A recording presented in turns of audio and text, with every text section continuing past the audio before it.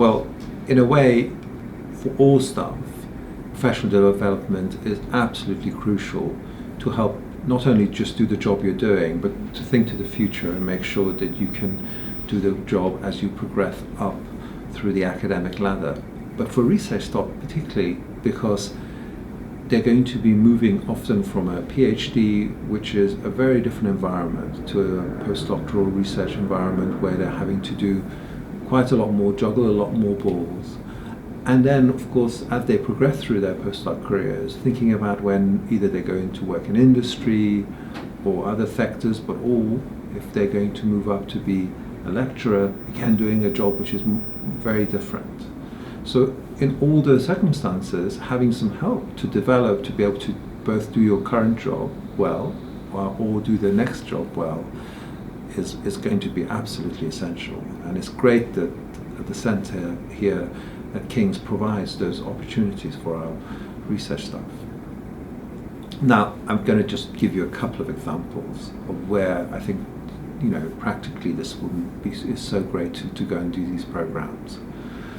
One is on leadership. When you first come through to be a postdoc, you will end up being someone who's having to interact with others often and work with more junior researchers, say PhD students or master's students, and suddenly you're having to manage and organize them. And it's not just about your own research, it's actually about a wider group.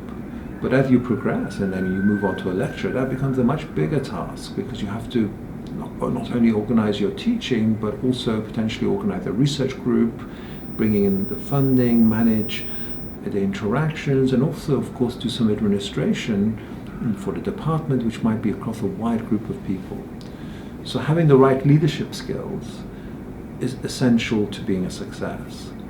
And those are hard just to get by osmosis. And the courses that are available, both in terms of teaching you how to do it, but also even getting you to try it out through some practical sessions, can be so helpful. And I know that certainly many of the research staff who've done those courses found them really, really helpful.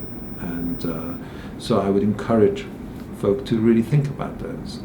The second example, perhaps, is a little bit different, but we all are under a little bit of stress. Work is busy, and I think learning to cope with that stress, well-being courses are absolutely crucial to coping not only with the stress of work, but the stresses of life. Living in London, a busy city, managing finances and all of those other things, and commuting, it can become overwhelming. And I certainly find that if I can just have a little bit of time, and if one has the right skills and there are lots of different well-being programs that can be used, and different styles that suit different people.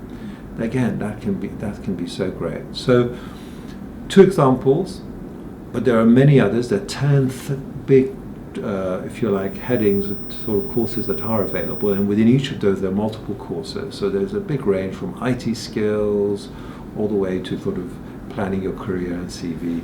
Lots of courses to do, and I would strongly encourage our research staff to do them.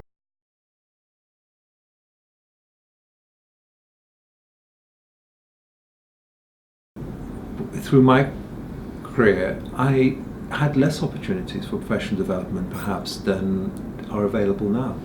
And in a way, I'm sort of catching up. So I did actually take a professional development program because my boss, who's the principal of the university, said, "You've never been on these, and this isn't good. We need to get you to improve your leadership skills, learn about things like mindfulness, coping with all the stresses, looking at all of the different aspects of how a university works and how you can become a more useful member of the leadership team, as well as actually coping with all the different aspects of the research and teaching that I'm involved in."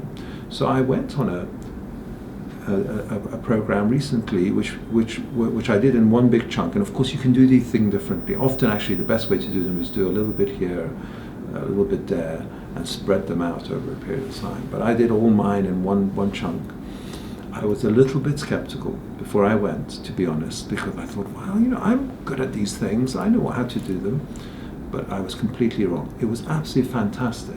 I learned so much, and I feel I'm such a better person all around. To be honest, even a better dad and a better husband, but certainly, I hope, a better colleague and a better leader in the university, having been on that program. And I part of it, for example, had a little bit of support and coaching as well, which I found really helpful, because you don't often sit and think about what's really important to you and how put that all in the context of what's important to work and how you can make all of that work. So I can't recommend it highly enough.